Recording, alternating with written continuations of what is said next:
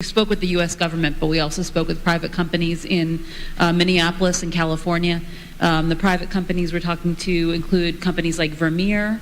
They're the largest equipment manufacturer in the world for agriculture, construction, and mining. We're talking to companies like John Deere, also a huge equipment manufacturer. We're talking to companies...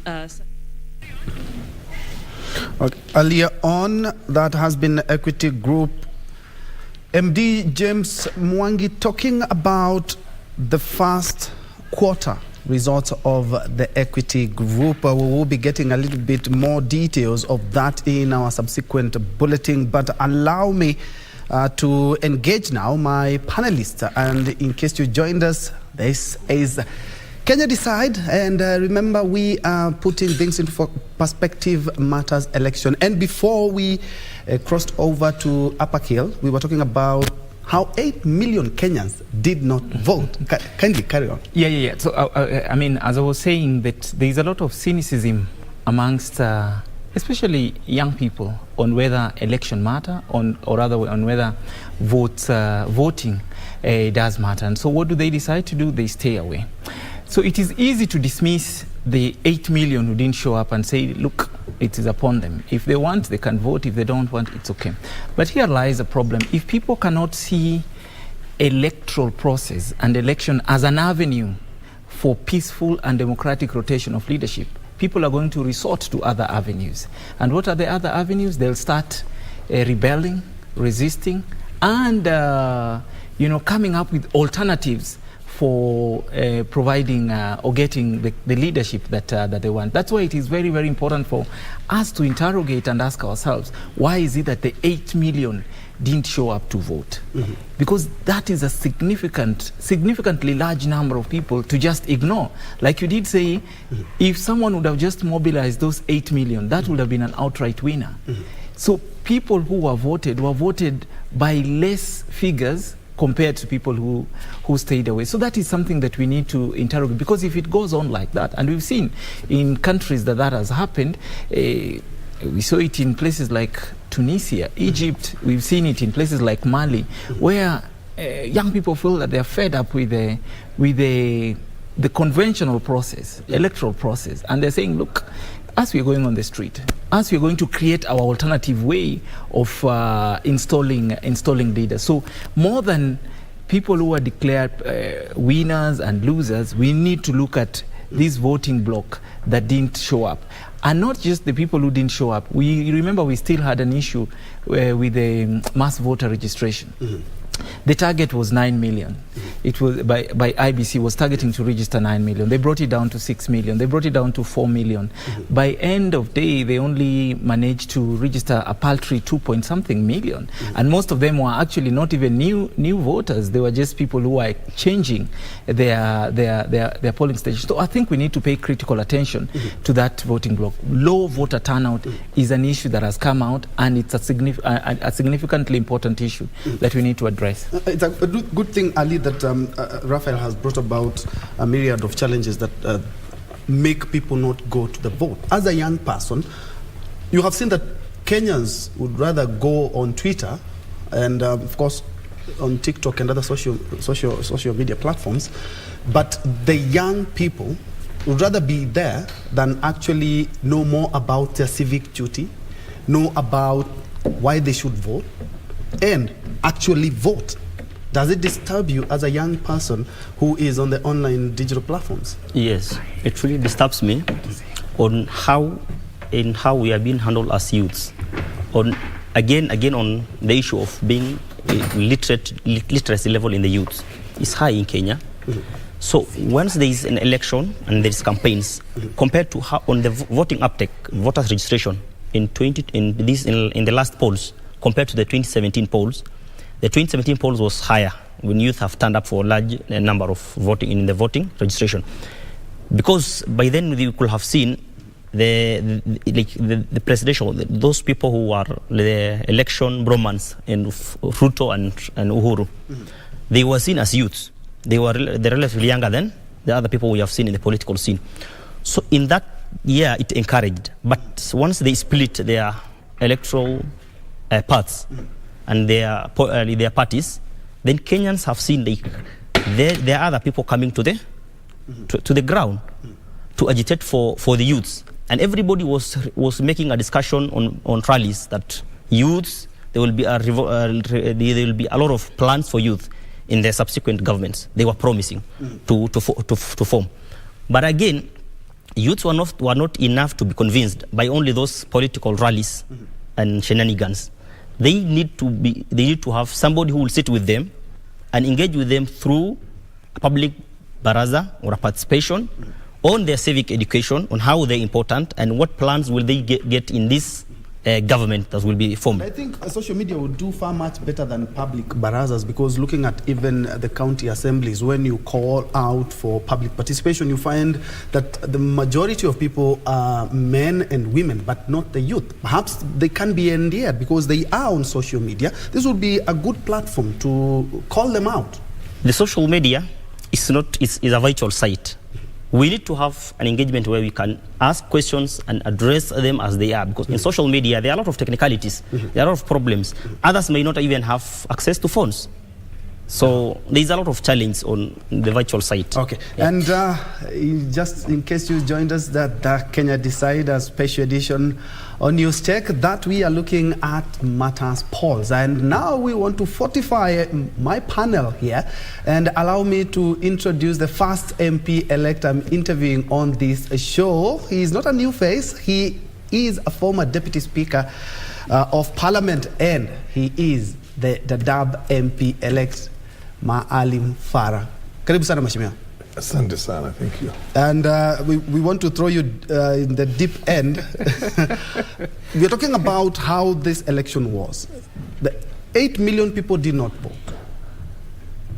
Out of we had 22.1, 14 million according to IBC are the ones, but a large number did not vote, and unfortunately it is the youth. But before we go to that, Azimio and other petitioners have already filed a petition at the Apex Court. I would want to pick your mind on the same. Yeah, we have, I am from Azimio, by the way.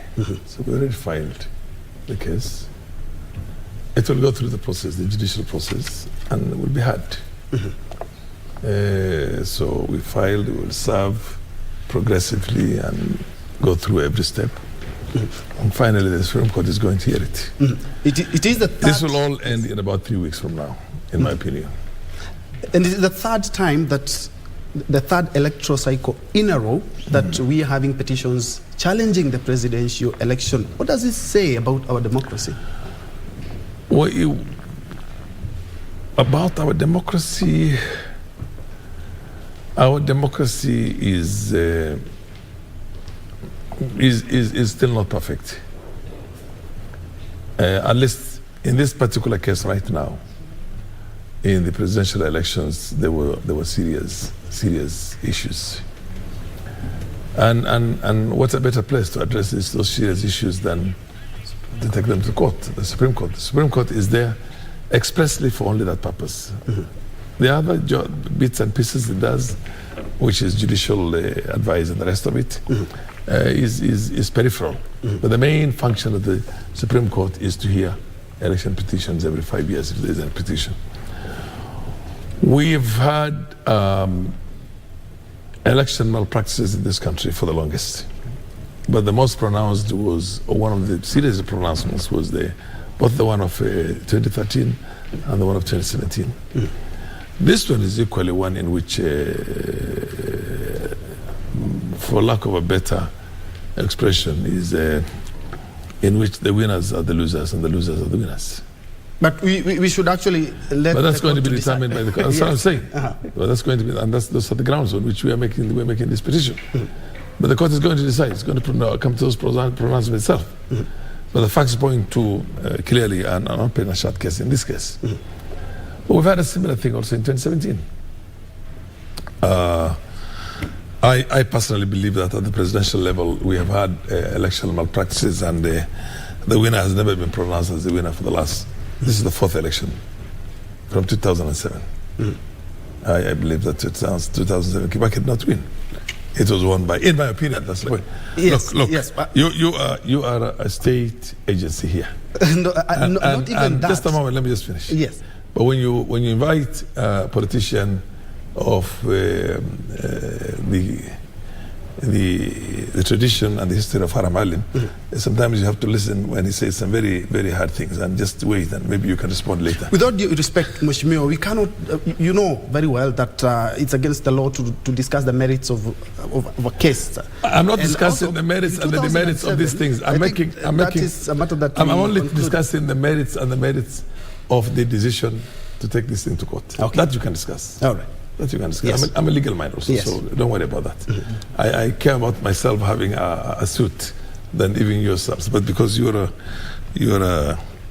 government corporation for the longest. We try to be as objective as we can, because at the end of the day, we don't serve the government, we serve Kenyans. If you want to compete, in this very, very, what you call, crowded media field, you will clearly have got to show a very high level of independence, and that of course is for you to decide. Okay, but okay. I believe, away from myself, that, because at the end of the day, I do believe that we serve Kenyans as opposed to serving the government.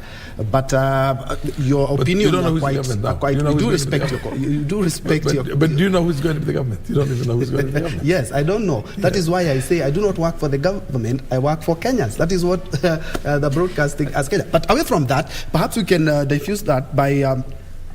You asked a question whether our democracy is that perfect, because this is the third time we're having this suit. You see what I mean?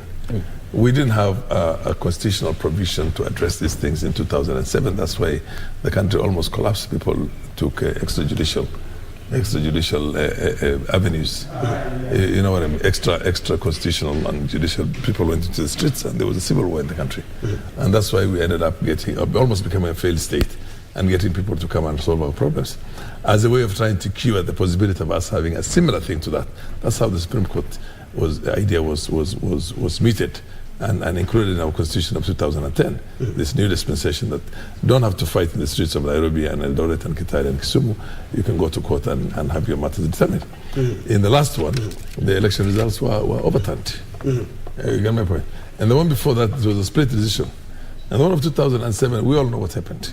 So with all the efforts we've been making, we have made some few gains, but we are not pretty much out of the woods. With the mere fact that the one of 2017 was nullified in itself is a very serious development in our democracy itself and in our judicial system. And we're hoping also something similar happens this time, one way or the other, and we will have an election that's not going to be contested. The main what do you call areas of or grounds for this current petition are only two things, in my opinion. One is figures that are reflected in the presidential elections, 1 million plus votes, and not reflected in any of those other elections, not in the governors, not in the MCA, not in the senators, not in the MPs and the rest. So the question is, and those are the grounds, those are some of the very strong grounds in which the one of 2017 was nullified. So the possibility of this also being nullified following that precedent, or the Supreme Court is not even obligated to follow its own precedent, is very high. So to the extent we are still not out of the woods, yes, we're still not out of the woods. Our electoral system is not as perfect, but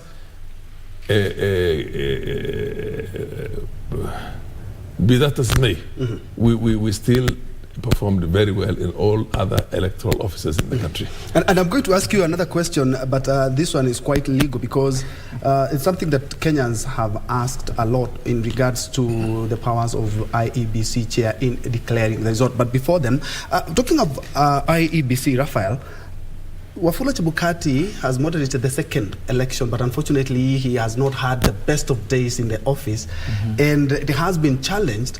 And I think something that even Kenyans didn't really anticipate was a divided commission. And remember, we still have 2 gubernatorial, 4 parliamentary, and 2 civic elections that is supposed to be done by a divided IEBC in what? In a couple of days? Thanks. I mean, just before I respond to that, I just want to build on what Mheshimiwa Farah said. I think our democracy is work in progress, and democracy is work in progress all over the world, but ours is work in progress, just about 50 years old or something. And so every electoral process needs to get us closer to perfecting that democracy. We are not there yet. But if you look at the processes we've undergone, for example, the Supreme Court ruling of 2017, it helps us to strengthen our electoral process, just like I did say. So every election helps us to strengthen our democracy, but also strengthen our electoral process. That is very, very important. And that's why my argument has been some of the things we've seen the electoral management body doing. For example, issues of election transmission of the Forms 34As, verification process by involving all stakeholders. Truly, it's not from the abundance of their heart. It's not really because they would want to do them, but it is because of the subsequent processes, like the court processes that we followed. It helps us to identify which are the areas that are causing electoral malpractices and how can we strengthen them. Actually, how can we cure them? And that is very, very important. That's why, for me, I know people have been big on people conceding, that it is great people conceding. Well, that is good. If we do not identify the loopholes and strengthen them, future elections might be worse. But now to the electoral body. The electoral body is a constitutional body. It's an independent commission that is supposed to, has the mandate, to facilitate, monitor, observe, and oversee our election. That is a body that is so significant because, like I said, election is not just any other event. It is an important process that helps us to, with a mechanism for peaceful. Remember, peaceful. Without that mechanism, election mechanism, we'll never have peaceful and democratic rotation of leadership. That body needs to be seen to be impartial, needs to be competent, needs to be independent, but also needs to help us to have a free, fair, and credible election. Remember, part of the reason why many people stay away from engaging in voting and electoral process is because they feel that electoral body is not competent, it is not impartial, it is not going to conduct a free and fair election. And that's why all of us, more than anything else, we are looking forward to a robust electoral body, an electoral body that is going to deliver more than anything else to Kenyans. Unfortunately, there were issues that were already raised about IBC in terms of the way it was constituted, the way other commissioners joined, the way it had conducted previous elections. There were already issues that were being raised. Unfortunately, they were never addressed conclusively, whether in terms of personalities or in terms of issues or in terms of changing legislation. That was never addressed, and that's why we've gotten ourselves up to this point. Was that we have a divided commission. It basically means that this body was not cohesive. There were issues that were happening. While all of us from outside, we would say, because of maybe adoption of technology, it's possible that things are going well this time. But just the fact that the commission is divided on the declaration of the winner, it means that, and of course, without discussing the merits, I mean the details of the case, the Supreme Court battle is going to help us unearth what were these issues that some of us didn't see, the issues that were said to be opaque, what are these issues? And I think we are going to see that. But then it also brings us back to the point of how do we ensure that we strengthen this body that has a constitutional mandate to facilitate, oversee, observe, and deliver free, fair, and credible election. It means that there's a big problem there. And the fact that the chair, I am not a lawyer myself, but declaration of the winner, from where I sit, is not an event. It's not what you do. It is the process that builds up to that. And so the process must be seen to be free, to be fair, to be transparent, and to be accountable, so that it is not just about declaring the winner, it's what's the process that led us to that. And I think that is what perhaps part of the petitions are raising and questioning. Now, Ali, coming back to you, looking at the opportunities, and we've had manifestos, we've had promises, youth commission, all these have centered about the youth, but they have not actually touched the youth. I want you to pick your mind on the same, but hold your thought, because we are now crossing over to Chumi House, where the Kenya Film Classification Board is currently holding a presser. And currently speaking is the Chief Executive Officer, Acting Chief Executive Officer, Christopher Wambua. Let's first of all listen in. Local filmmakers, and thus create a facilitative environment for the sector to thrive in the aftermath of the debilitating effects of the COVID-19 pandemic. Ladies and gentlemen, KFCB remains fully committed to improving the regulatory environment in the film sector to spur the continued growth of the local creative economy. In this regard, you'll be pleased to note that the board is in the final stages of developing a core regulation framework for broadcast and online video streaming services. The framework, which has already been subjected to public consultation, seeks to involve broadcasters and online streaming services in the examination and rating of audiovisual content meant to be broadcast, distributed, and exhibited on their platforms. Under the proposed framework, broadcasters and online streaming platforms will examine and rate 70% of the content meant to run on their respective platforms using KFCB's film classification guidelines. Prior to the implementation of the proposed framework, broadcasters and online streaming platforms will first be trained on the local classification guidelines. Currently, broadcasters, distributors, and exhibitors are required to submit 100% of content for classification prior to airing and exhibition. The framework is also meant to facilitate industry to comply with the statutory and regulatory requirements in the film sector. To usher new talent in the digital creative space, the board, in collaboration with other partners, is facilitating the training of aspiring young female creatives in digital content creation. The program also seeks to empower vulnerable women in digital skills with digital skills in an effort to enhance their livelihoods. These are among the myriad initiatives the board is undertaking to spur the growth of the local creative industry. As I conclude, I wish to call upon local creatives and other stakeholders to produce the documents on the current public consultation and submit their inputs before the set deadline of 13th September 2022. In doing so, they will have played their role in assisting the board to create a facilitative regulatory environment for the creative sector in Kenya. Thank you very much. Thank you, CEO.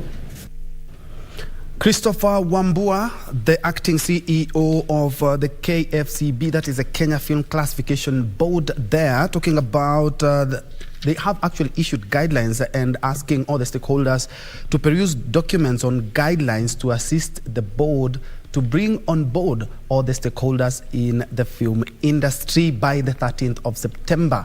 I will be coming back with a little bit more information on the same in our 1 p.m. news. But allow me to go back to our discussion, where I'm having 3 panelists here talking about the election and the aftermath, for lack of a better word.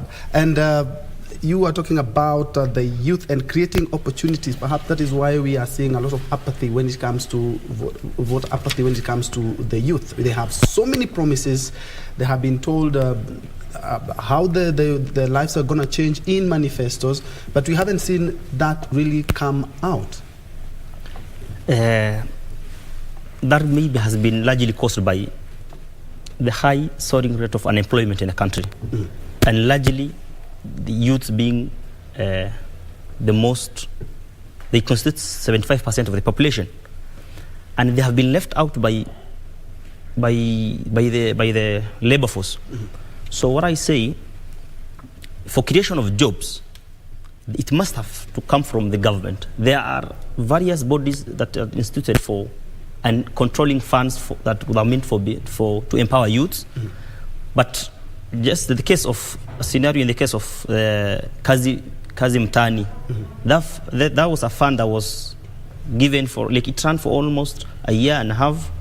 It collapsed again. It restarted, ran for a few weeks and months. But what we mean is we need to have proper plans to have funds that will empower these youths, if not even empowerment, that will even make them earn a living by, let's say, credit to, like access to credit facilities. If they can get, they can get a place where they can borrow money, and maybe they can venture into business. Even let's even say even live off even empowering them in terms of business and livelihood. Even on education wise, the help loan has been a crisis. For them to access the help loan meant for education, to stipend their education, was a problem. So what I mean is like the government and the bodies instituted to really cater for the youths have really messed this and of course majorly contributed to the problem in the youths. Yeah. Honorable Farah, I'm quite sure this is something that is going to come up during the petitions, but the Constitution mandates the IEBC chairman to declare the presidential results, and we saw a divided IEBC. Now, exactly, it takes us to it's the commission. The IEBC commission. The chairman is the one who is mandated, right? He's the one who can declare the results. Other commissioners cannot declare, right? That's what I want to tell you. The commission is supposed to tally. I was actually getting to that. Just a moment, yeah. The commission is supposed to tally the votes, verify, make sure these are the numbers, and then the pronouncement will be made by the returning officer, who is the chair of the commission, as a spokesperson of the commission. Not as an individual with extra powers who is on his own and as if the rest of them are just flower girls. Presumption is that the decisions will always be reached by. You see, the president of the Supreme Court is the Chief Justice. But the Chief Justice is merely a spokesperson and the head of that institution. The institution is there to make these decisions themselves. To the extent to which he goes out there as a spokesman and takes over unilaterally all the authorities and the powers, is wrong. And that is going to be pronounced by the Supreme Court. And the provision is still there. And actually, my question was, what's the question? Now, where does it take us? Where does it take us now? Because the Constitution and the formulators of the Kenyan laws did not envisage a place where we could be having a divided commission just a few hours or minutes before the declaration of the presidential result. Yes. You see, Article 81 of the Constitution says, the electoral system shall comply with the following. It's many of them, but let me just go to the ones that are of interest now. Free and fair elections, which are by secret ballot, free from violence, intimidation, improper influence of corruption, conducted by an independent body. And that is the IEBC. Transparent, administered in an impartial, neutral, efficient, accurate, and accountable manner.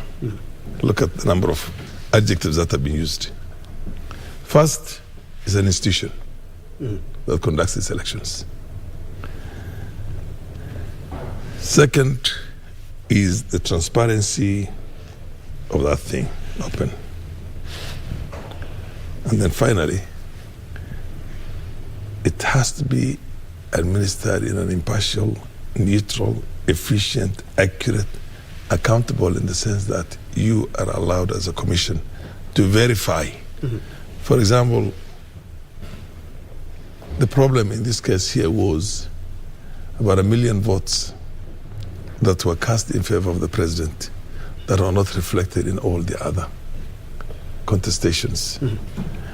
And under such circumstances, the commissioners who have revolted wanted to call the presiding officers and call the returning officers and ask them, why is it that there are 60 votes or 70 votes or 100 votes more in the presidential election than is reflected in the KIMS? To verify. And maybe seek a court order to allow them to open some of these things. And because I have a strong feeling that they did not even stuff the boxes. They merely played around. Let me just finish. I really wouldn't want us to go to that, Mheshimiwa, but why? Why wouldn't you want to go on to that? Because it's already in court. No, but the matter has already we are been not. filed. We are not. We cannot say. When you say that you're talking to somebody who is a legal mind. Let me tell you. When you want to talk about what's called sub judice, yes, is we're not discussing. But no, talking about stuffing boxes and the honourable. But I will still pick your mind on what does that leave us when it comes to the two gubernatorial and other civic seats. Look, when this happens, allow me just to hold on, because we have the Professor George Magoha, who is opening up a junior secondary class at Mutuini. Let's first of all hear the professor. What has that got to do with what the day schools are concerned?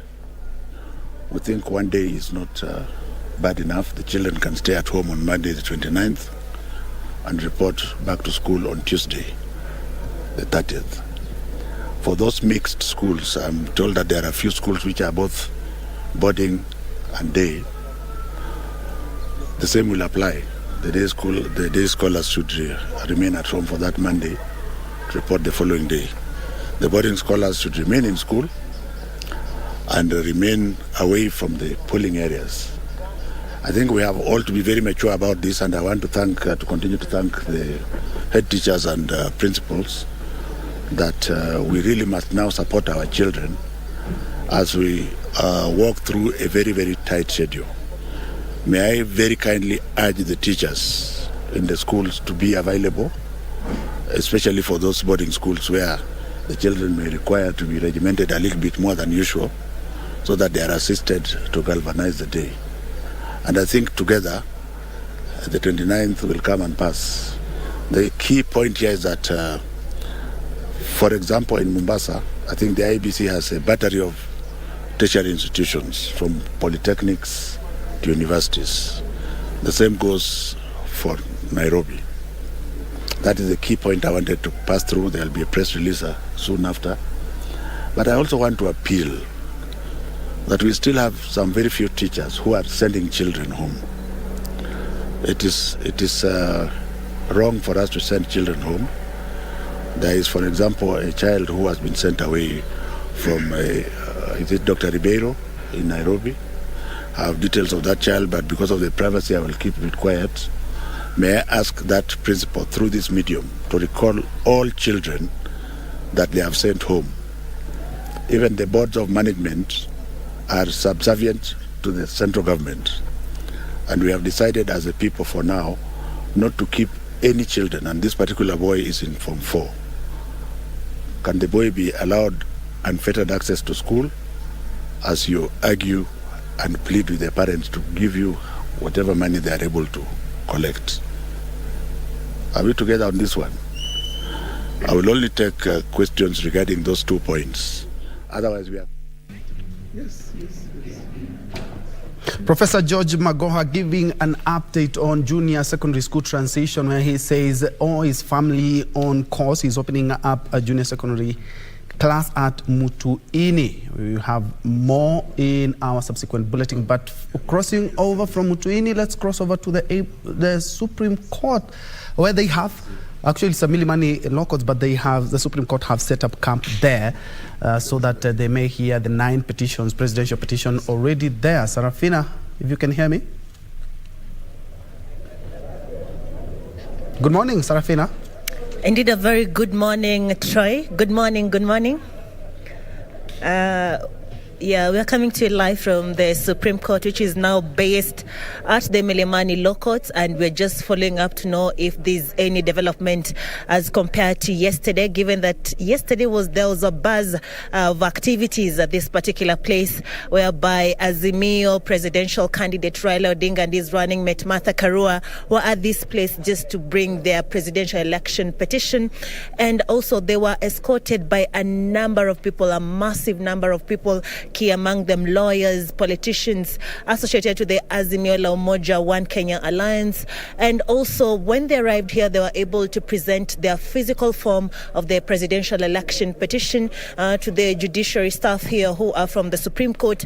And now, given that they've already filed their petition, now what happens next is that we expect now they had approximately 24 hours to get to serve the respondents the petition that they were able to present here to the judiciary staff, and thereafter now the respondents have up to 4 days to get to file their responses and thereafter serve their responses. Now, according to the schedule that has been given by the judiciary, is that given that the Azimio la Umoja One Kenya were able to file the petition yesterday, which was on the 22nd on Monday, now they were expected to serve their respondents within 24 hours, and thereafter the respondents have 4 days to get to respond to those to the petition that they were served. And this means that by the 27th, which will be on Saturday, they're expected to get to serve their responses, and thereafter there will be a rejoinder, which will be on Sunday. A rejoinder of filing and serving from the petitioners, which will be on Sunday, the 28th of August. And thereafter, we expect to have interlocutory applications, which, according to the judiciary, will be have been scheduled for Tuesday. This on Tuesday will also be the day when we'll have the pretrial conference to get to ascertain how this hearing will be conducted, meaning that then on Tuesday, which will be on the 30th of August, will be the day when we'll have the pretrial conference, and the same day that will have the responses to interlocutory applications that will be made. And thereafter on Wednesday, which will be on the 31st of August, is when we expect any amicus or a friend of the court who seeks to be enjoined in this petition. That's when they have scheduled for application, filing and serving. That will happen on Wednesday, the 31st. Thereafter, the hearing and determination of the petition, now they have 14 days from the date of filing, which is as of yesterday. And therefore, this means, according to this schedule, is that the deadline to render the verdict will be on Monday, the 5th of September. So we're just following up as of today. What we have noted at this particular place is that it's very quiet. If my cameraman can show you, the seats are empty here at the Supreme Court, which has been set up here at the Milimani Law Court, compared to yesterday, where we were able to see a number of lawyers at this particular place, as well as politicians and supporters of the Azimio la Umoja One Kenya, who came to support their presidential candidate Raila Odinga, as well as his running mate Martha Karua, who filed a petition yesterday challenging the results that were declared, the presidential results that were declared on the 15th of August. That is on Monday of last week. And also the other key issues that they were able to raise in regards to the petition and the results that were declared, saying that there were a lot of irregularities and illegalities in the whole process of tallying, verification, as well as declaration of those results. On the other side, as you can be able to see, is that what they're doing, these are just judicial staff here at the Supreme Court, here at the Milimani Law Court, whereby the Supreme Court is based currently. Just going through some of the documents that were filed yesterday, given that as of now, there are about 9 petitions that have been filed, and key among them is that they are disputing the results that were declared by the IEBC chair Wafula Chebukati on the 15th of August on Monday. And some of these petitions that were filed as of yesterday, some of the 9 petitions that were filed, the first one that arrived there was that of John Njue Kamau, and then there was another one that was filed by about 4 people. The first one was Khelef Khalifa, and the third person to get filed the petition as of yesterday was Raila Odinga and his running mate Martha Karua. And the other petitions were filed by David Ngari, John Kamau. There's also a petition filed by Moses Kuria. There's one filed by Okia Omtata. There's one filed by Ruben Kigame. There's one filed by Youth Advocacy Africa. And there's one filed by Julia Chege. So this makes a total number of 9 petitions that have so far been filed. And key among all these petitions is that they're disputing the results that were declared, pointing out that the tallying, the verification and declaration of the results was not legal. Also, one of the key factors that emerged from this is that they're saying that the person, that is the Kenya Kwanza presidential candidate who was declared as the president-elect, that is William Ruto, they say that he did not, say for instance, the petition filed by Okiom Tata said that he did not attain the 50+1 as the 50+1% as required by the Constitution. Also, they get to point out a number of factors that emerged heard during the whole process, given that we were able to see about 4 commissioners who also disputed the results. In the Raila Odinga and Martha Karua petition, they've also pointed out that how the chair Wafula Chebukati has been having issues with a number of commissioners previously from the previous commission, whereby we saw Rosalyn Akombe leave the commission. They also pointed out the CEO, that is Ezra Shiloba, and now they pointed out that he also had issues with the 4 commissioners. So just pointing out that he's had leadership queries, or he's had issues in regards to his leadership in the commission, and now they seek for the Supreme Court to get to intervene and find a solution to this. Key from what we saw, they were trying to seek from this is that they want a retallying of the votes, retallying of the Forms 34A, a retallying of the Forms 34B, and what was declared Forms 34C. And if not, then they want a rerun to be declared by the Supreme Court. Back to you, Troy. Thank you so much. My colleague Sarafina Robi there at the Milimani Law Courts, where the Supreme Court has pitched tent to hear these crucial petitions for that matter. And they have to ban the midnight oil. Remember, when everything starts, there is no weekend, there is no Sunday, there is no Saturday. They will be working until the 14 days as enshrined in the Constitution, and a lot there will be happening. But yet to do that, work will begin quite well in earnest next week. But on that note, we're taking 2-3 minutes break, then we'll be right back. This is KBC.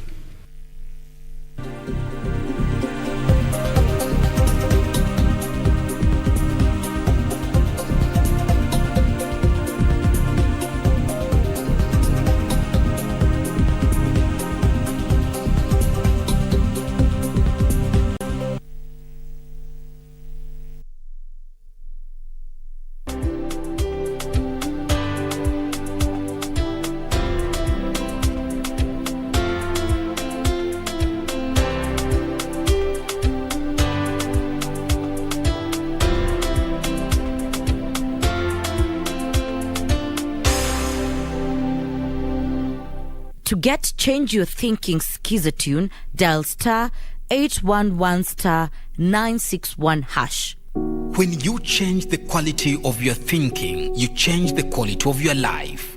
Sometimes instantly, just as positive words can make someone calm, smile or laugh, your thoughts will react to the world in real time. So, change the quality of your thinking. Dial star 811 star 961 hash. Star 811 star 961 hash.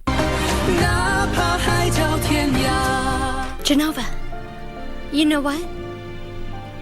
The baby keeps kicking me these days.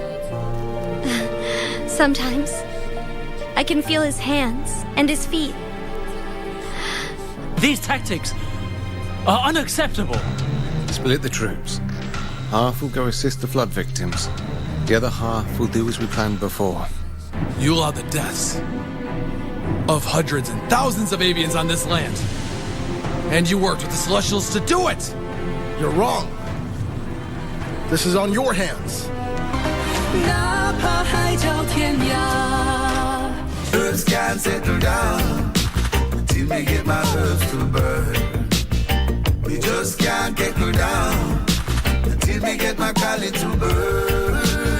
She don't call anymore, 'cause I'm still thinking about you. Have you found somebody new? Shindwana malisina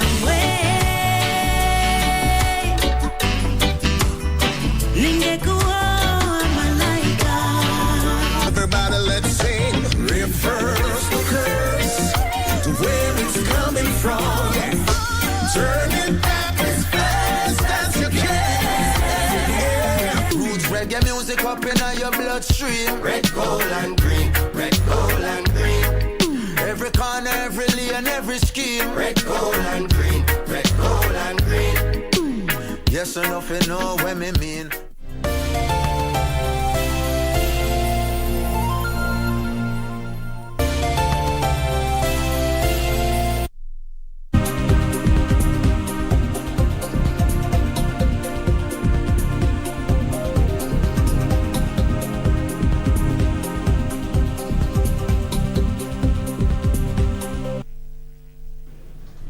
And welcome back to KBC Kenya Decide, and we have been looking at the election aftermath, and on set I am joined by Honorable Maalim Farah, who is the MP-elect for Dadaab and former Deputy Speaker. We also have Raphael Obonyo, who is a policy analyst, and also we are joined by Abdurrahman Ali, who is an online content moderator and also a policy analyst. And before we took that break and have had a feel of the Supreme Court, Mheshimiwa, we were talking about what it means with a divided commission, and we still do have elections to go. Where does that leave us, and especially when it comes to the law? Because maybe somebody could challenge that after the elections are done and dusted. After what is that? That can be challenged. Come again. I'm saying we have a divided commission. Yes. It's not a secret anymore. Yes. And unfortunately, we still have seats that will be contested on Monday. That is the governor. Yes. We have the 4 parliamentary and 2 civic seats. Mm-hmm. Where does that leave us? All elections are supposed to be conducted by a competent institution.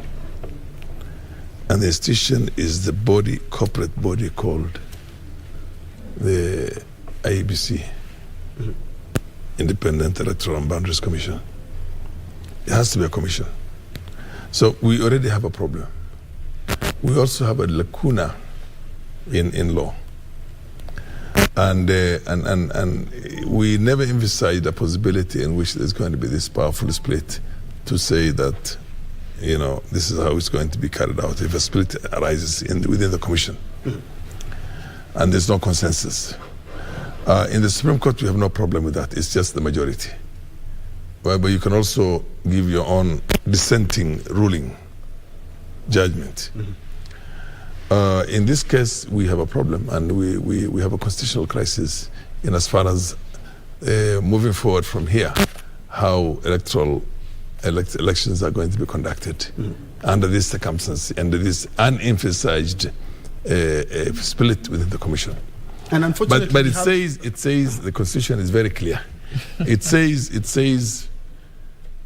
it's a commission as an institution, and it says that the commission is going to tally all that. It doesn't say that the chairman of the commission or the returning officer of the presidential elections is going to tally. It says the commission is going to tally.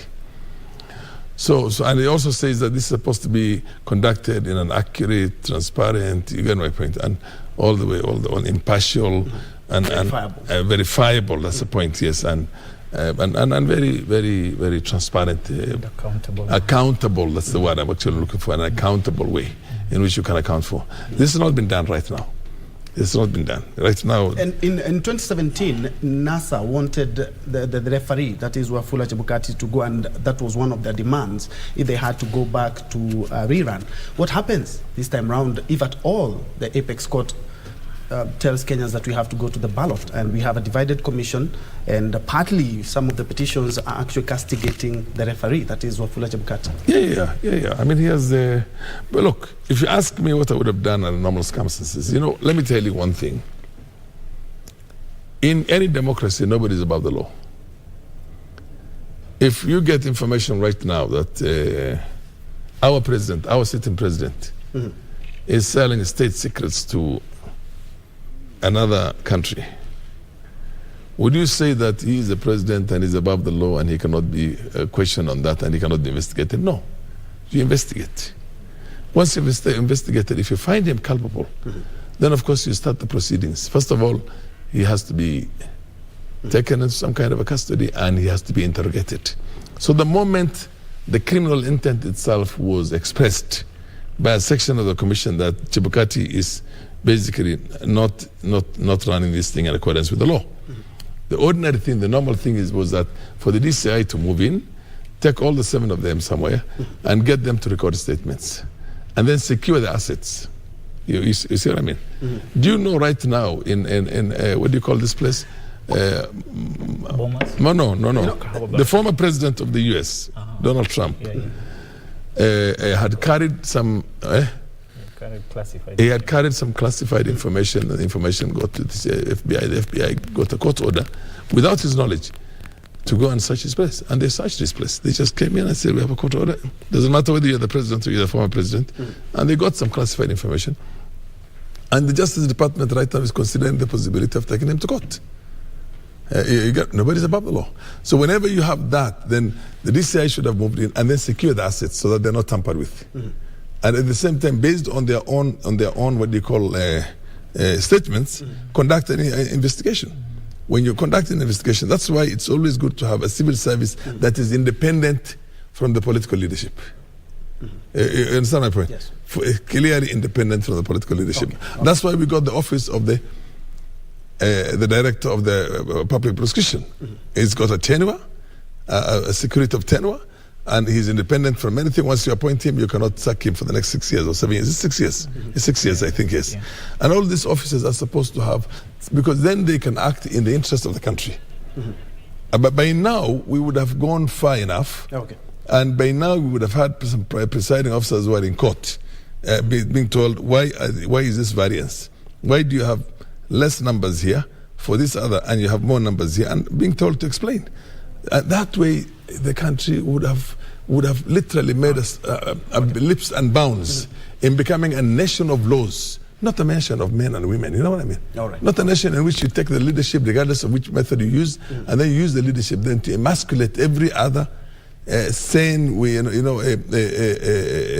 idea within the country itself. You become a dictator unto yourself. All right. So those are the kind of areas that, throughout our struggle for multipartyism in this country, or throughout our struggle for reformation, for change, was to have independent institutions that carry out their functions devoid from the political machinations of the day. Okay. Yes, and can I be excused because I've got to... We kindly want to excuse you. Yes. Your final sentiments?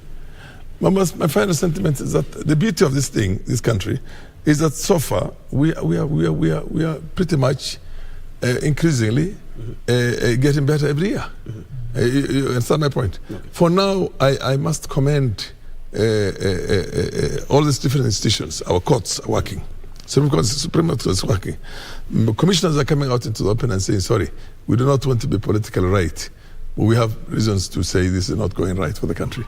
And so the courts, in my opinion, will determine this thing. Whichever way they determine. I know which way they're going to determine myself, because I do have an idea. An idea not based on inside information, but an idea because of the law that I've studied. The areas is basically the ones I told you, and then materiality is another area. Whatever it is, this country is still going to be a better country than it was yesterday. Thank you. So I want to be happy. Thank you. That the future, and right now, by the way, we're not going out into the streets and burning tires. I mean, we don't have a problem in the country. Yeah. And I want you're waiting actually for the apex. Any decision that is going to come out of that apex court is going to be received by Kenyans in the same way they received the one which has already happened. Thank you. And I'm confident. Thank you very much. Shukran. And let me go back to you, and we need to pick up the pace. Looking at our election cycle, the economy is always polarized by the election, and now we have an extended one because we have to first of all hear what the Supreme Court has to decide, and if at all it has to extend and say that we have to go back to the ballot, that will be an extended, and we have the sugar, the unga subsidy and the fuel also coming to an end. Where does that leave Kenya economy? I think one is that we need to always bring our election to a tidy closure. Unfortunately, Kenya has been in an electioneering mood for so long. But after every election, we start campaigning for the next election, and that has serious impact on our economy. I think as a country, we need to have a decent conversations with ourselves and say, look, after the Supreme Court ruling and whatever decisions are made, then we should allow ourselves now to go into governing the country. And governing the country means delivering on the pledges and the promises that we did make. And like my colleague did say, for example, youth are looking forward to jobs. Youth are looking forward to better education. I mean, citizens are looking forward to better and quality healthcare, decent and affordable housing.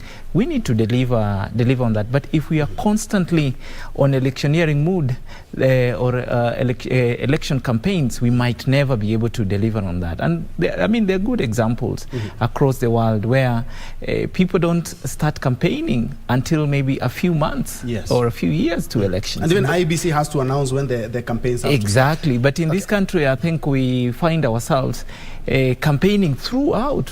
After one election, we start campaigning for the next elections, and that has major implications. So on the economy, and so we really need to check on that, either by putting in place laws or just by being decent human beings, knowing that you can't be running all the time. You need to now stop and do something else. All right, Ali, I would like to pick your sentiments on the youth and the future as we wait. As youth, the future doesn't look so promising, depending on the current economy and the trend in which our government really addresses on matters of youth and our democracy. As youth, we need to be optimistic about how the future is, as opposed to being negative about it. Yes, but that is right. But how are you going to be optimistic when you don't have the right person at your back?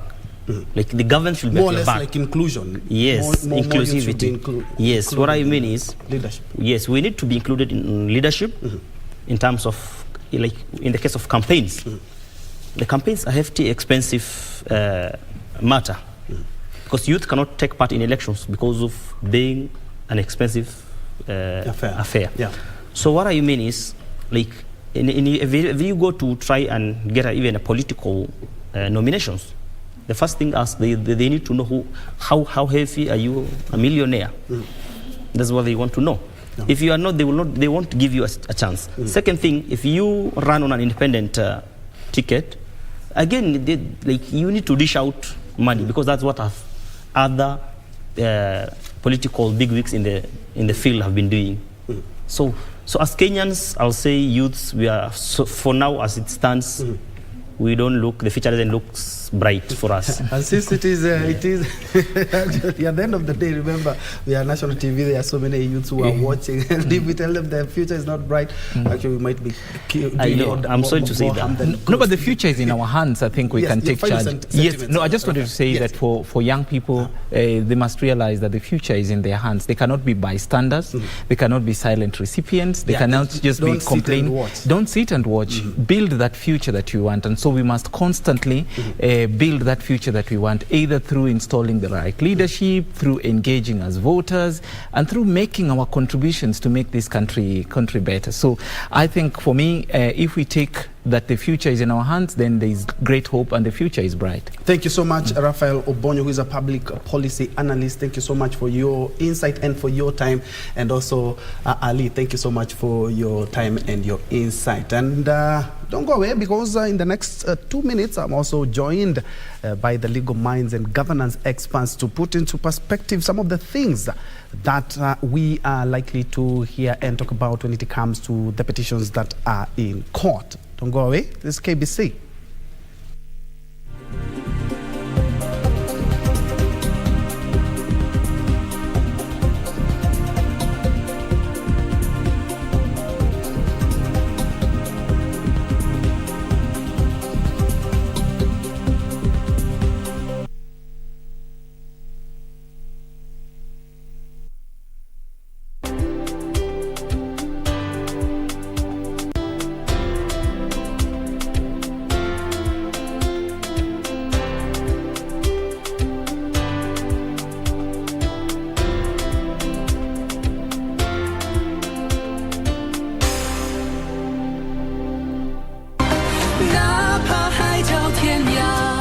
Genova, you know what?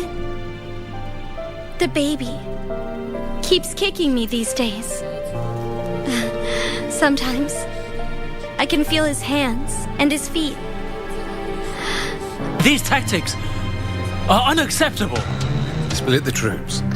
Half will go assist the flood victims. The other half will do as we planned before. You allow the deaths of hundreds and thousands of avians on this land. And you worked with the Celestials to do it! You're wrong. This is on your hands.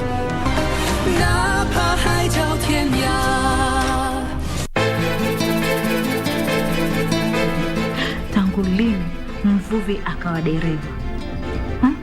Dau limekushinda huko kijijini, umekuja kusumbua watu huko mjini. Wewe aiso, kwa hivyo kombo wewe umemea pembe. Kwa hivyo ukizidi kunidanganya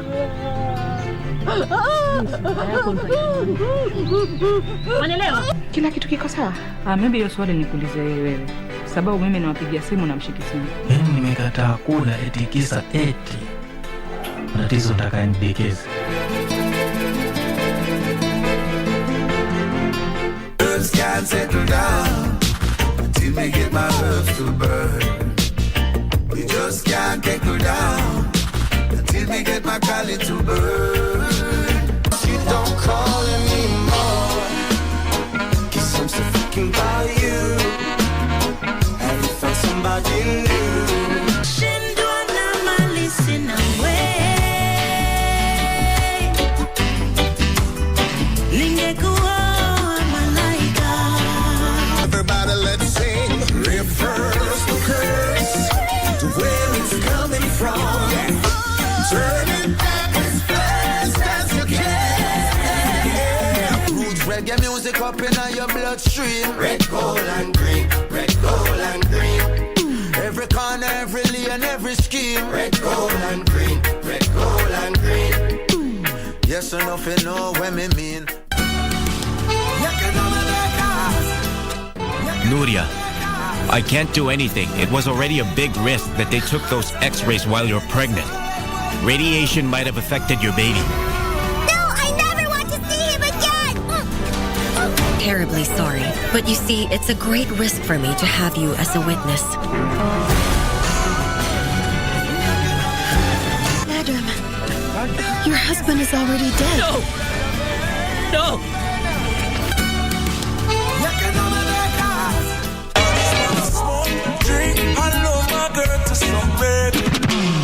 Wagwan Rasta! Kumbuka kila Monday ni Iris serving you nothing but the best in reggae music. Aisha ni yangu, washugulika na yako. And on Tuesday, it's all about Kenyan music, bringing you the best from the 2-5 flow. Brand new wheel just hopped in. And of course, to all you hip-hop heads, we've got you covered each and every Wednesday. Not forgetting, we've got some R&B on the side. Let me a jiggle, let me see, and let me see the woman that is with baby. Now, every Thursday, tunavuka border across Africa to bring you nothing but the best for Afro Thursday. Ready for burn up warning, someone's playing. And on Friday, we do it live with me, Emily Mbai. And me, DJ Koljax, on the ones and twos. Not forgetting DJ_Lizadiva Pale Pia. Make sure you get interactive from 4:30 to 6 p.m. Hashtag KBC Club 1.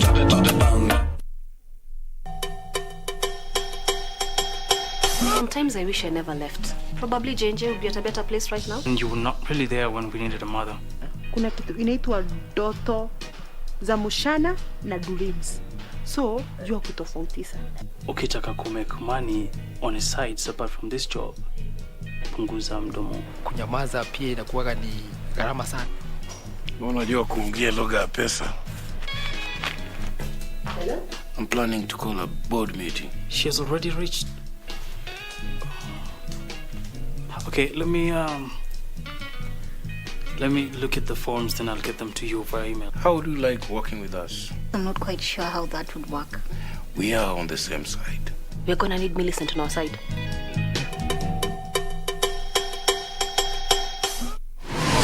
Log on to the KBC website at www.kbc.co.ke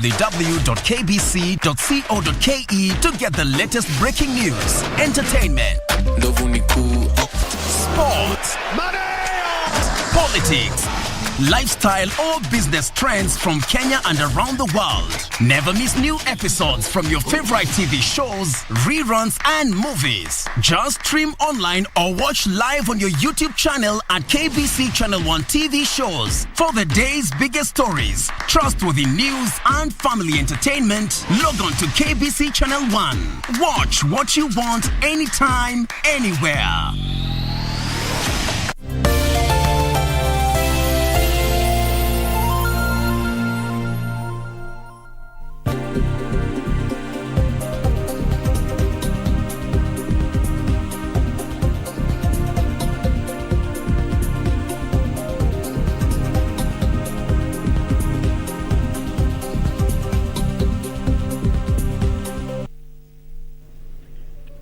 Welcome back. Just in case you has joined us, this is KBC News Check. We are still looking at matters polls, and yesterday 9 petitions were filed, 8 challenging the results of the presidential election and 1 seeking to affirm that what IEBC Chair Wafula Chebukati announced after the general polls. Now, very quickly, I'm joined by a governance and leadership expert, Diego Ngogi Wilson. He has also served in the county governments. We do remember that we now heading to transitional governments when we come to the day after tomorrow, yes? They will be, actually they're being sworn in tomorrow. Yeah. The governors, and then the MPs will have to wait a little bit longer. But other than that, we have leadership in counties as well that we'll be looking at. And I'm also joined by 2 advocates of the High Court, beginning with Alex Mola, who is a constitutional lawyer, and it's always a good to see you, Gibson.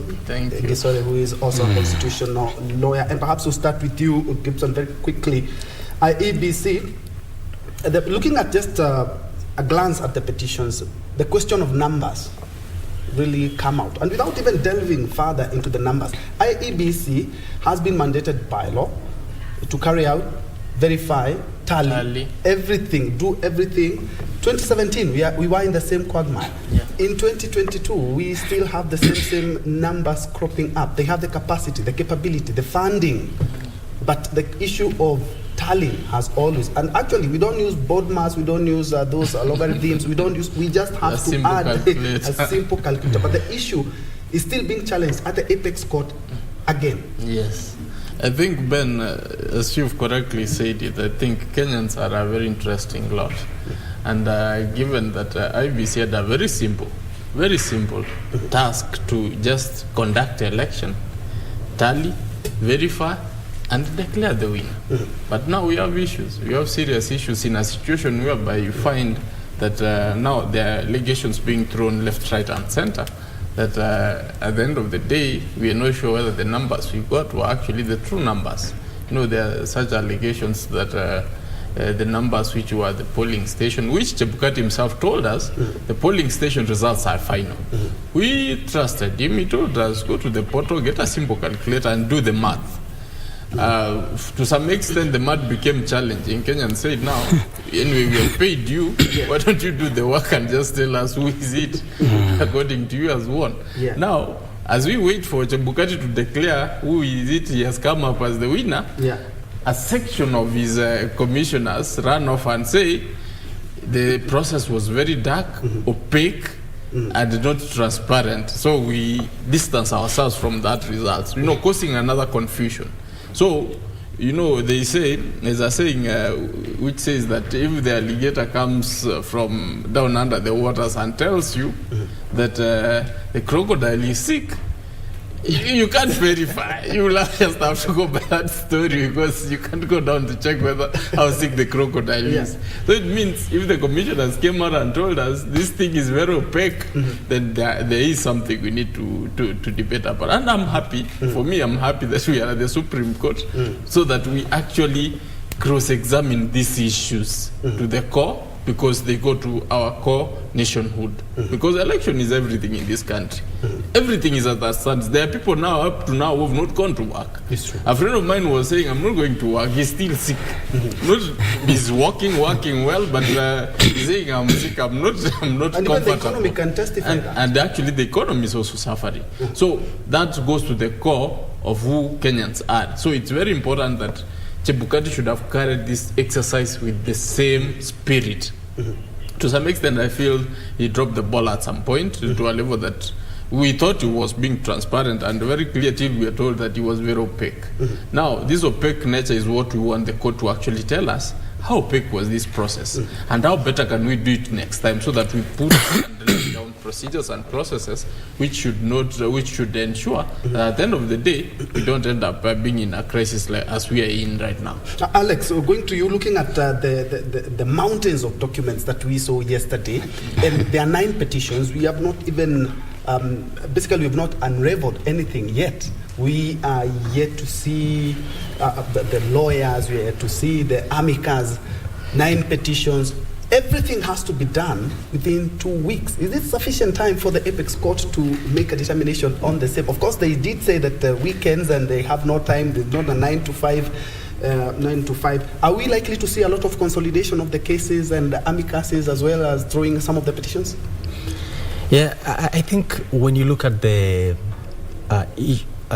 issues that have been raised by various petitions, some of them cut across. Okay, so we expect when the courts are determining, they're going to come up with a list of issues they have to determine, and some of those issues are going to be consolidated. Okay, and two, you are saying you've seen a bulk of documents, and I think the other side hasn't actually responded. So you are likely to see even more. We haven't seen anything on whether 14 days are sufficient. Well, I don't want to doubt the wisdom of the crafters of our constitution. They may not be adequate, but I think they're sufficient because this country has been on an electioneering mood for years, let me say. The campaign is officially open in May, but clearly we have been on a campaign mood since after the yeah. So we need a break. And that break can only be brought by the Supreme Court.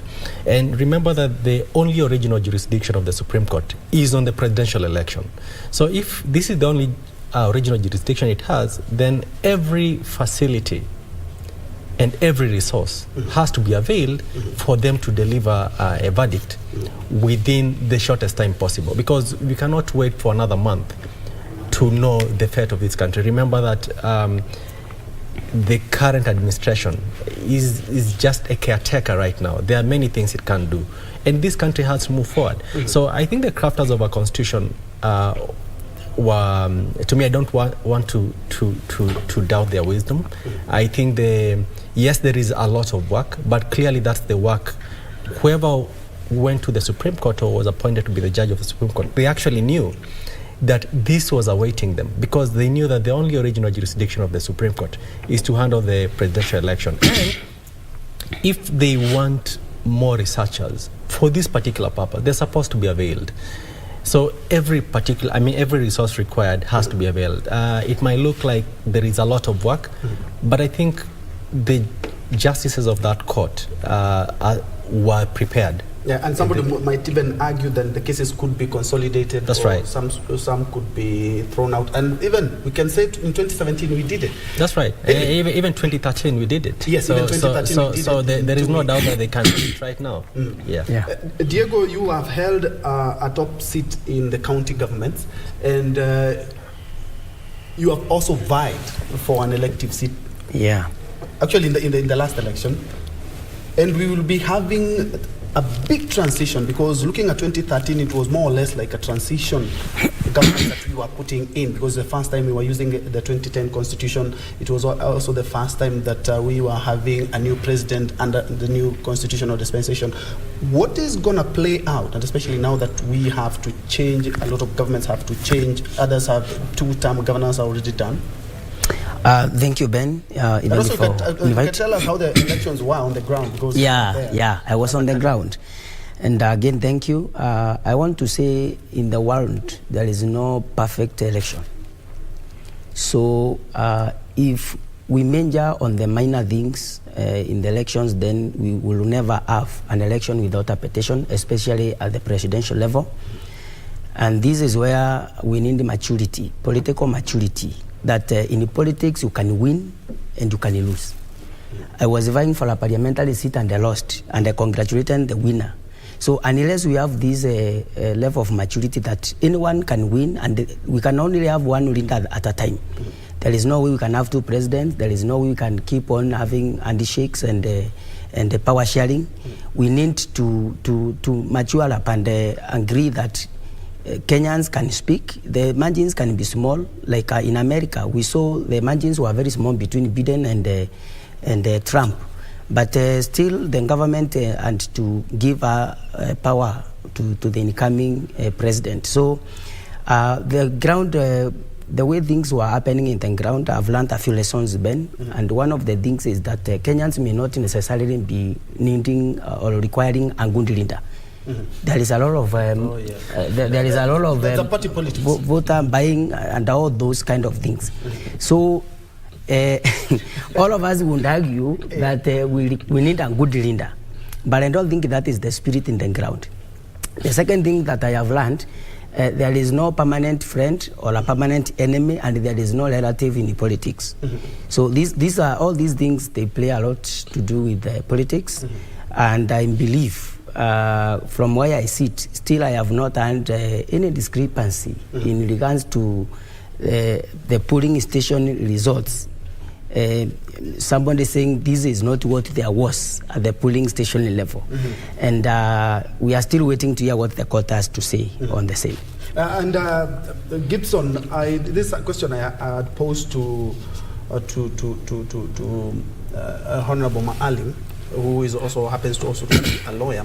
Where does this leave us, and especially now that we have around 8 seats and we have a divided commission that has made it quite challenging, because 4 already are dissenting towards some of the things that the chairman has talked about, while 3 who happen to be the commissioners who are there initially have said that the election was free, fair, credible and verifiable, just as demanded by the Supreme Court in 2017. And we still have polls in 8 parts of the country. Sure.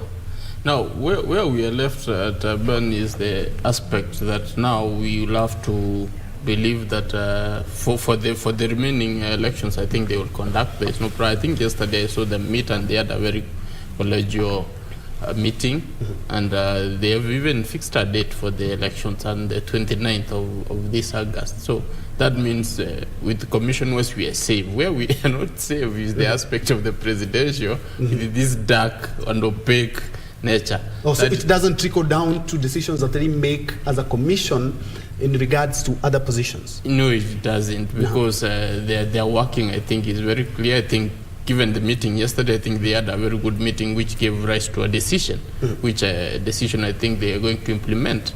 And I'm hopeful that they are actually hell-bent on delivering that election free and fair, given what has gone on in this earlier one.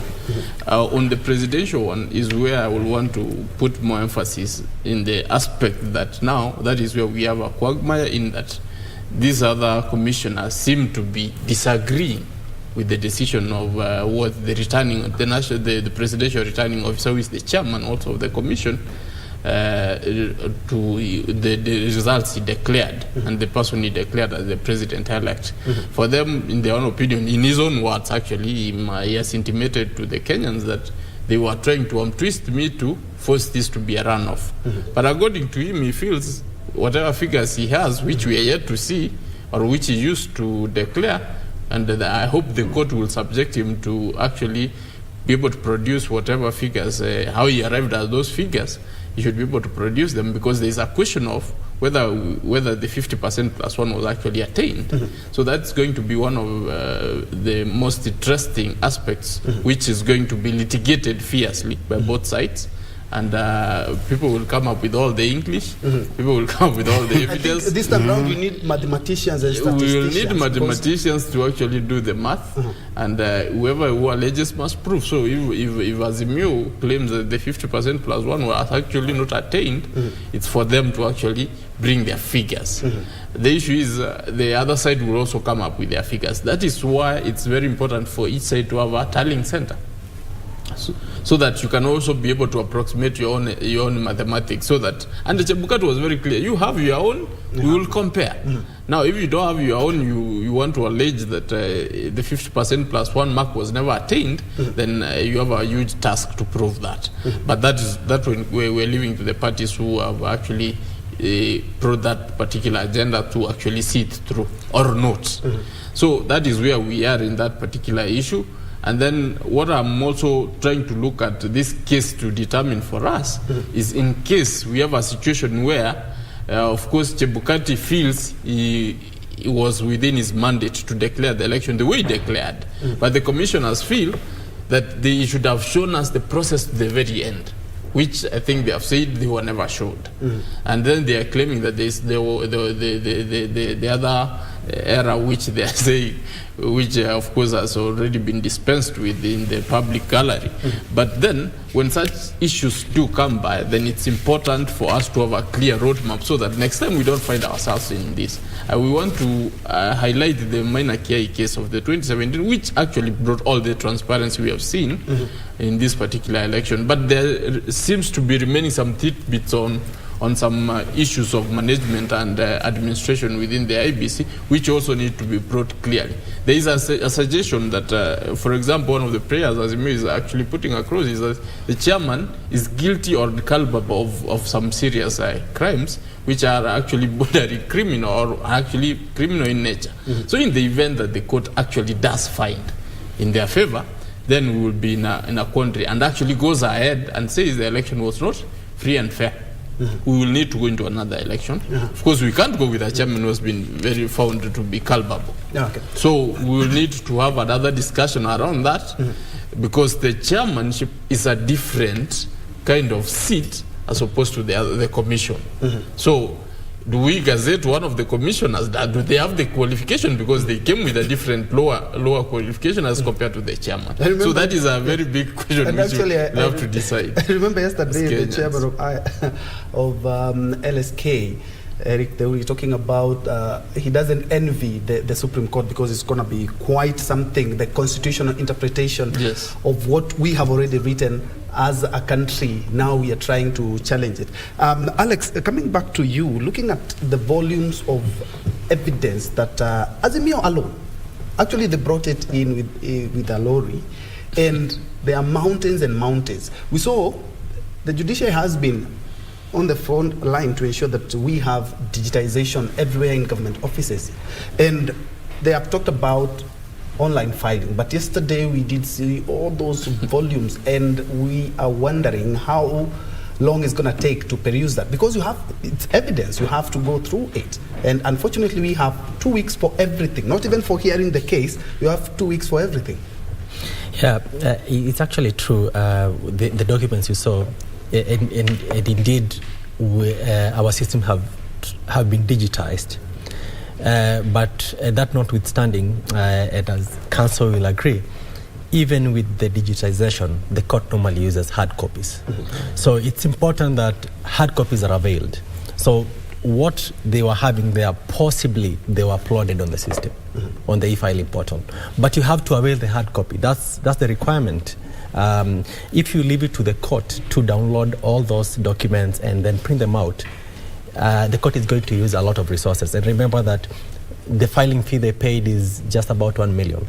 Perhaps the court is going to use more than 1 million to print out those papers, because as in most cases, the court actually looks at the hard copies.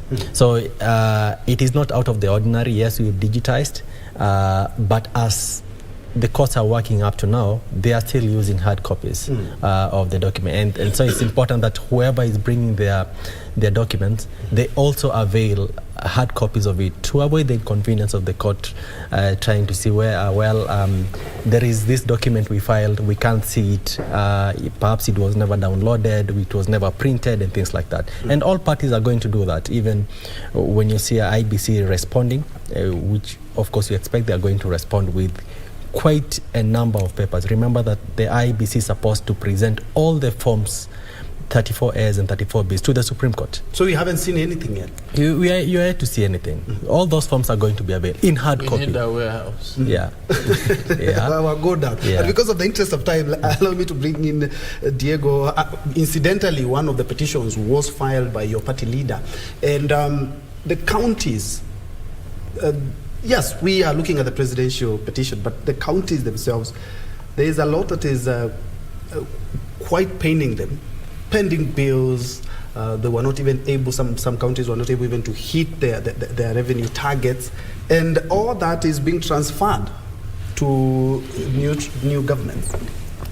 Yeah, and before then I want to maybe disagree a little bit with my learned friend, and I'm not a learned friend myself, but I think I saw every commissioner read the results at the Bomas of Kenya.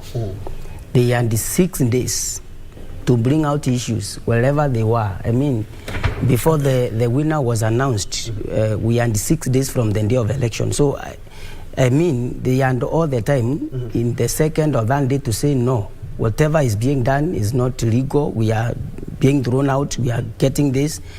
But you cannot wait until 10 minutes to the announcement. Then you speak about opacness, which you cannot tell us what is that opacness. Because even today... You are going to see it at the Supreme Court, I'm quite sure. Yeah. But you see, the Supreme Court is not, it's not the commissioners who are going there, the 4 commissioners. It's the Azimio team.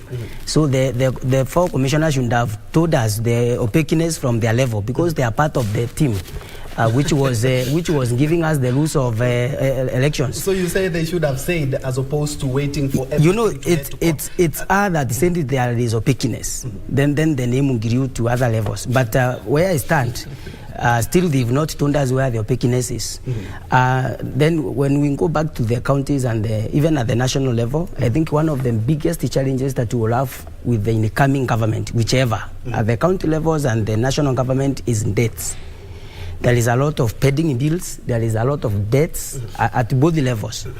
And that's going to be a big challenge, how to raise those the money to take care of the budget and the also expenditure and development budgets. There will be a big issue in regards to the debts and the pending bills.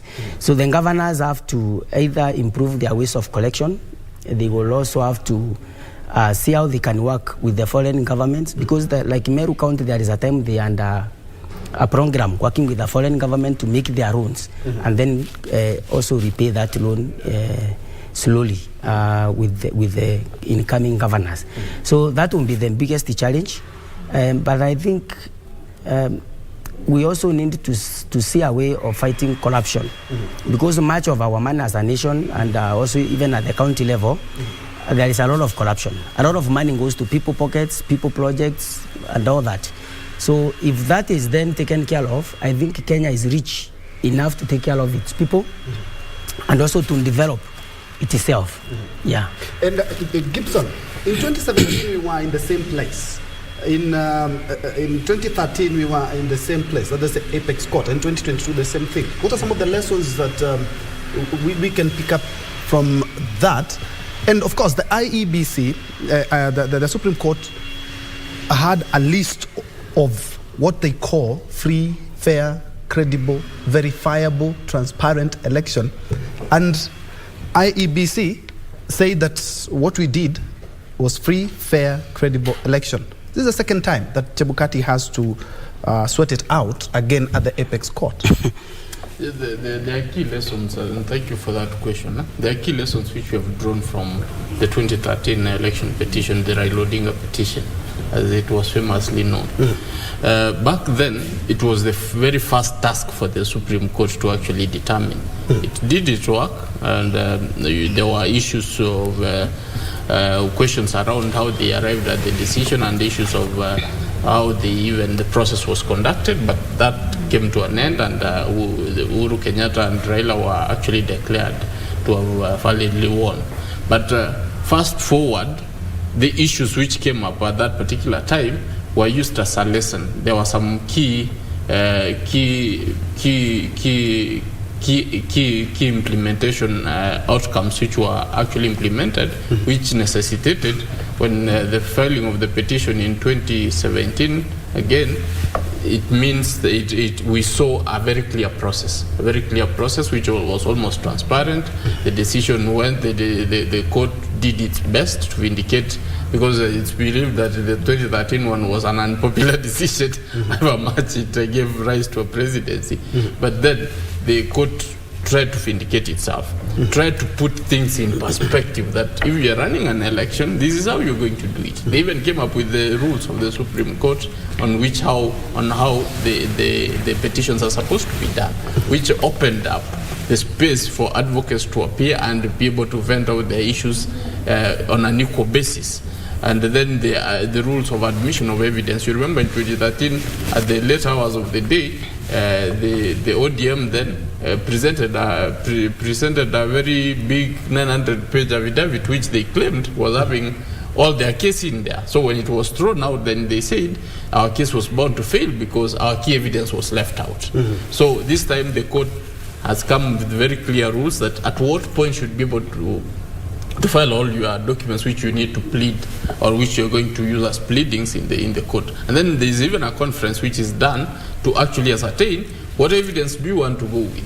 What kind of limitations do we talking about in terms of time? Because in the conference they even tell you, Bentra, you will be having 40 minutes to present your case. You'll be having 30 minutes to revert the case. So that is very cast in stone. And everybody is told that application of yours, we don't. You have prosecuted it, but from here forward, this is how we're going to proceed. We don't think that it's very important or it's very necessary, or we will actually be able to factor whatever it is that you are trying to allege, so that it's a very clear and transparent process moving forward, so that nobody comes to say I was shortchanged, evidence was never listened to. Everybody will have a chance to have his day in court attended to, and then be able to. So those are some of the key lessons. Coming to the 2017 one, we are talking of the minor KI case majorly, which has actually transformed our election management.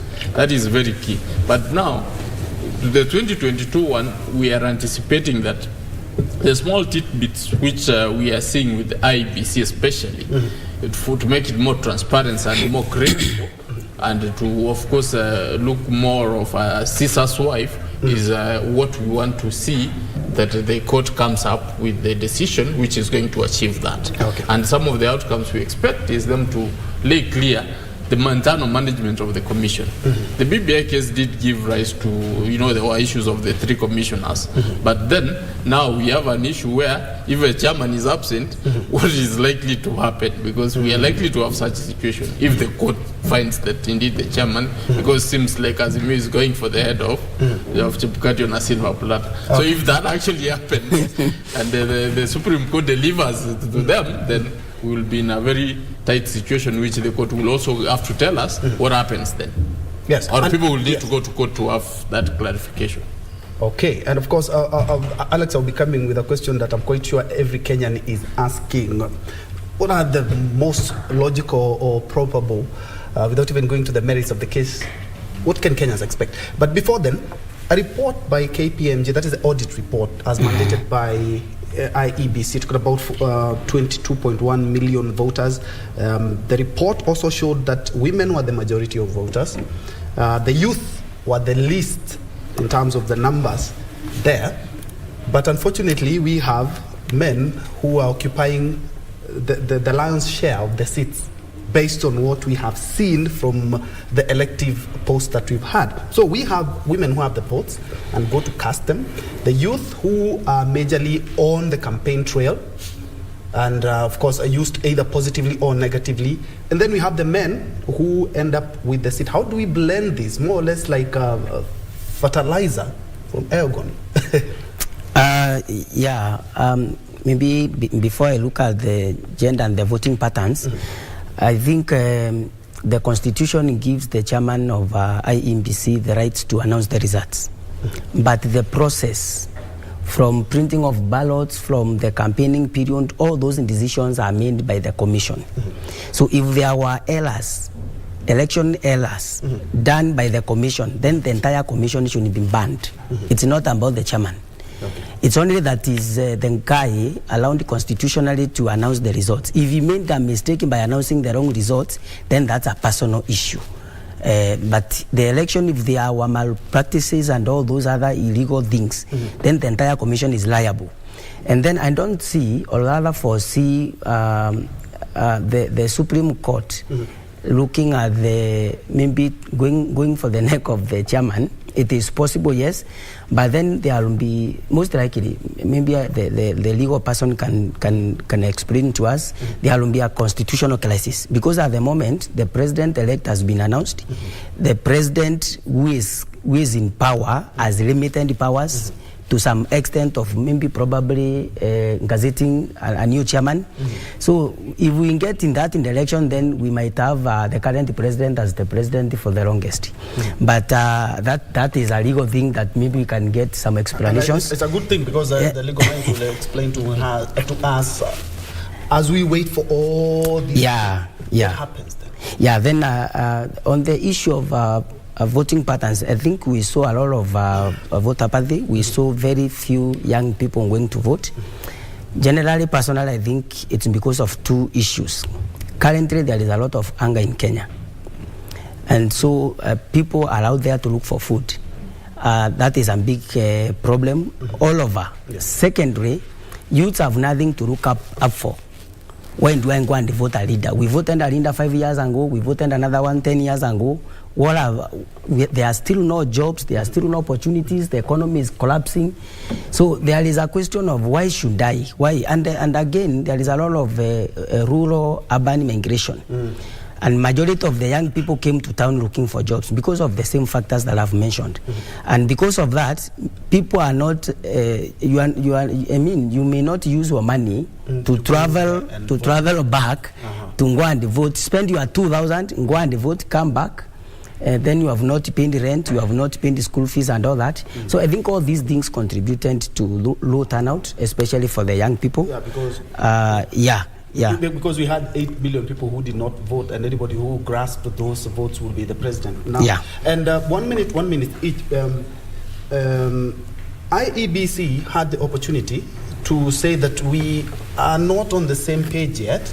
What could they have done? Could they have maybe summoned the apex court and told them, yes, we have 7 days to announce the presidential result, but we have some housekeeping to do. So can we get more time to avoid all this drama that we are currently experiencing? Because at least we could have had one IEBC voice. I have that question. The announcement of the presidential election is constitutional. So the Supreme Court only comes in after the announcement. So whether all the commissioner, the six other commissioners, other than the chairman, had boycotted or not, the chairman was mandated by law to pronounce the president within 7 days. So because that's what the Constitution has said. Going beyond 7 days, it should have been unconstitutional. In fact, the Constitution does not even envisage a situation where... That is cast in stone. That's right. Okay, let me hear 1 minute of what are some of the probabilities that we can expect as Kenyans as we wind up in a minute. What I think we can expect as Kenyans now that the petitions are filed is first we wait for IBC and the Kenya Kwanza site to file their documents. And then of course we wait for the judgment. The judgment which I think in my own view will be highlighting two issues. First is either I should be able to annul the election, go into a fresh election, or actually find into one of the prayers of Azimio, if they prove it, that the 50% plus one was actually never attained, we go for a rerun. So those are the two major things. There are people saying that, the Supreme Court can turn into ABC and start turning and then issue a certificate. But, the Supreme Court will want to operate with the Constitution because the provision which they are trying to use is in the Election Act, which I think is inferior to the Constitution. So and what would happen if it is retallied and we find that, let's say, a possibility that Raila had more votes? What would happen? Of course, that election, if it's retallied, then I don't know under which rule they will use, because we should anticipate that, because at the point where we are, the Supreme Court can only use the Constitution. It cannot lower itself to look into the Act, while our Constitution is very clear. Yes, let me give you a minute as you wrap up. Yeah, I want to congratulate every elected leader from the MCA, MP, governor, all the way to the president-elect. As we wait for the maybe the court case to be finalized in another 14 days, they all did a good work. Even the losers, I want to congratulate them. And we need to keep peace across the country. We are a peaceful nation, and we need this all through. Alex, even if there was a retelling and they said that Raila got 50% plus one, the court still does not have the mandate to pronounce Mr. Raila to be the president. And so that is, people have to be aware of that. Yes. Secondly, I think going to Supreme Court is quite important for this country, given what happened in this country in 2007. And when you see what going to the Supreme Court does, is that it lowers or it tones down the tension, because now people are expecting a decision from the court. And what will come out of it, then people are not going to castigate or accuse the IBC, but they'll be saying, this is what the court has said. And that's why it has always been important, and many people have argued that we have to build confidence in our courts, because once we erode the confidence that we have in our courts, then such decisions may not even hold. Okay, indeed. Thank you so much. I have been with two legal minds and a governance expert there, trying to put things into perspective when it comes to the Supreme battle. And because it was filed and it has to be heard within 14 days, now we have 13, excluding today. Well, today they actually not much is happening, just as Sarafina told us at the Apex Court. But thank you so much. I have been with Diego Ngogi Wilson, who is a governance and leadership expert. He has worked for a couple of years in the counties, so I know a few things about the dynamics of that, and especially now that a lot of counties, the governors are stepping down after their 2 terms. And we have also been with Alex Mola, who is an advocate of the High Court, a constitutional lawyer, and also Gibson. Gibson, always a pleasure having you guys, and the legal minds as well. Thank you so much for coming, and thank you so much for your insight. That's why we put a cap. My name is Ben Troy Njue. Thank you so much for watching, now giving rise to Kurunzi Mashinani and Tamrini. Thank you so much for watching. Let's continue this conversation on social media.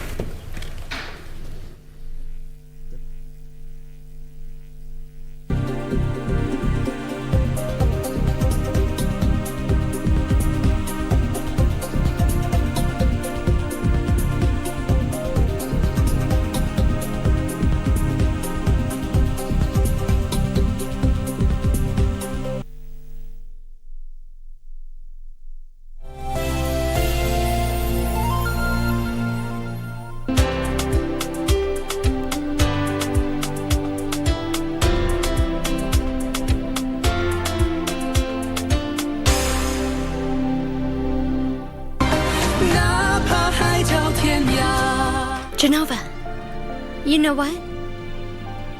The baby keeps kicking me these days. Sometimes I can feel his hands and his feet. These tactics are unacceptable. Split the troops. Half will go assist the flood victims. The other half will do as we planned before. You allow the deaths of hundreds and thousands of avians on this land. And you worked with the Celestials to do it! You're wrong. This is on your hands.